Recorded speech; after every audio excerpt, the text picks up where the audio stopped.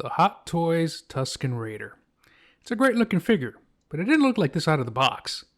Impeccable dry cleaning. Yep, not for long. Let's weather him up and make him look like this.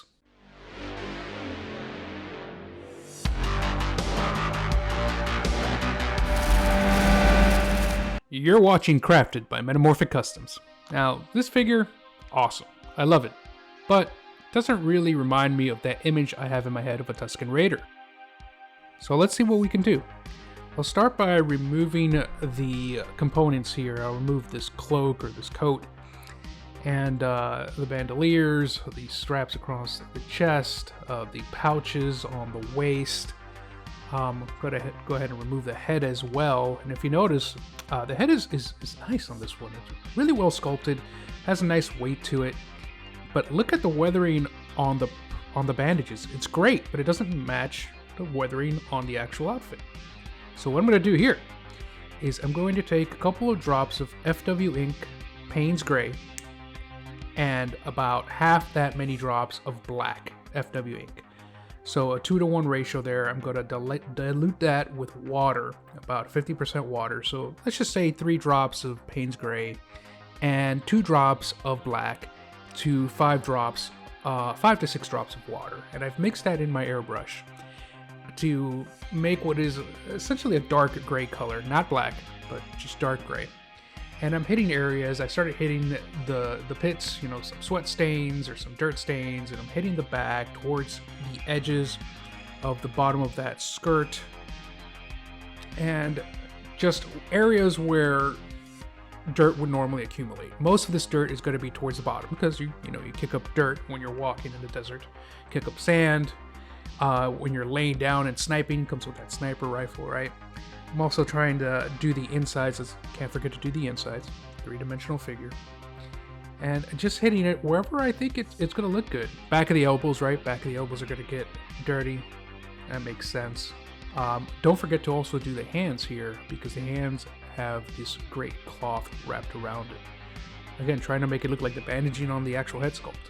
Even hitting some of the bandoliers here, or the pouches, whatever you call it, and the neck piece that goes right under the head sculpt. And again, just going back in, hitting the waist wherever it hits the belt, and just random areas of the cloak here, focusing on the bottom edges. Once again, that's very important. But also focusing at the opening of the cloak, where that's where it would see the most wear and tear of the Raider probably holding his cloak or taking it off, putting it on. Wherever you think there should be dirt. I'm just doing this based on what I think looks good, what makes sense to me. And again, I'm still using the same color I mentioned before. It was about 3 drops of Payne's Gray, again, 2 drops of black, and about 5 to 6 drops of water, all mixed in my airbrush. And the paint is not paint, it's actually ink. And it's the FW inks I always use in my videos. And this is working really well. I like this gray coloring, right? I didn't want to use any brown yet, because if I started off with brown, I would get some weird fecal stain looking thing. But this is what it looks like. I put them all back together, and it's okay. I think it looks much better, in my opinion, than what it looked like out of the box, but I just don't think it's enough yet. It's still not matching the picture of a Tusken Raider that I have in my head. Regardless of what the actual on-set prop looked like, this doesn't match. So I'm gonna go back in. Let me hit it some more with it. Again, same paint, or same inks, same mix, just hitting the same areas again. But as you can see, this time I didn't bother to take the components off. I said, let me go in and let me just hit. If I hit the components, that's fine. That's okay. After all, I was painting most of the components anyways, individually.